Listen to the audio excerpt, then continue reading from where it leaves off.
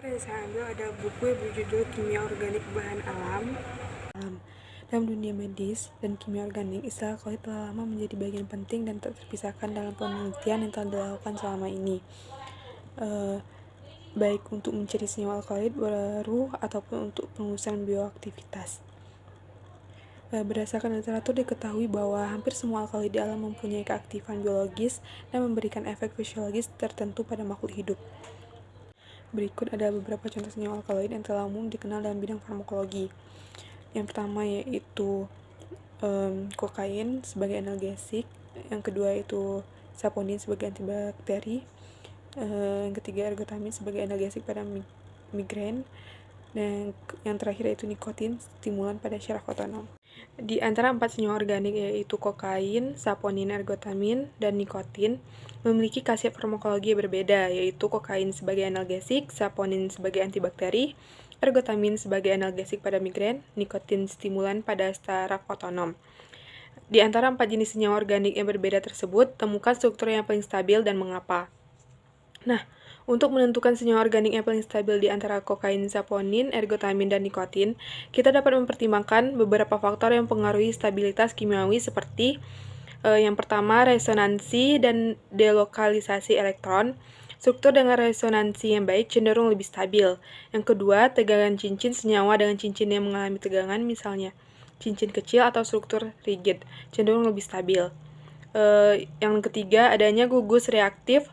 Senyawa yang memiliki gugus fungsional, reaktif, atau polaritas tinggi mungkin lebih mudah mengalami reaksi yang menurunkan stabilitas.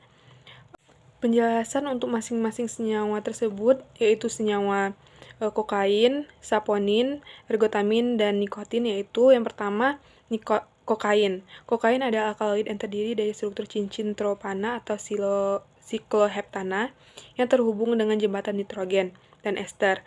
Struktur cincin 7 atom tidak mengalami tegangan yang signifikan sehingga stabil, namun adanya gugus ester membuatnya lebih mudah terhidrolisis dalam kondisi tertentu. Nah, kokain cukup stabil dalam kondisi normal, tetapi ester adalah gugus yang reaktif terhadap hidrolisis. Yang kedua, yaitu saponin. Saponin adalah senyawa triterpenoid atau steroid yang memiliki banyak cincin fusi atau seperti steroid. Dengan rantai gula yang terikat, sistem cincin pada saponin seperti pada steroid. Memiliki stabilitas yang tinggi karena simetri dan kekakuan strukturalnya. Selain itu, saponin seringkali terdistribusi dengan baik dalam bentuk senyawa amfipatik yang meningkatkan stabilitas dalam berbagai kondisi. Yang selanjutnya yaitu ergotamin. Ergotamin adalah alkaloid peptida dengan sistem cincin kompleks yang termasuk struktur indol dan beberapa cincin lainnya. Strukturnya lebih rumit dan kaku, serta mengandung gugus peptida yang rentan terhadap hidrolisis. Kompleksitas struktur dan adanya beberapa gugus polar dapat menurunkan stabilitas kimia, terutama di lingkungan yang keras seperti asam atau basa kuat. Nah, yang terakhir yaitu nikotin. Nikotin adalah alkaloid sederhana yang terdiri dari cincin piridin dan cincin pirolidin. Cincin piridin memiliki stabilitas resonansi tinggi dan strukturnya relatif sederhana tanpa adanya gugus reaktif yang rentan. Nikotin cukup stabil secara kimiawi karena delokalisasi elektron pada cincin piridin dan tidak memiliki gugus yang rentan terhadap hidrolisis. Nah, kesimpulannya di sini yaitu di antara 4 senyawa ini, nikotin kemungkinan adalah yang paling stabil.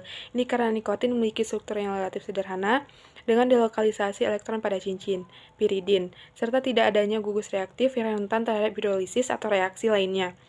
Kokain, saponin, dan ergotamin mengandung struktur yang lebih kompleks atau gugus reaktif, yang dapat menurunkan stabilitas mereka, terutama di lingkungan yang keras.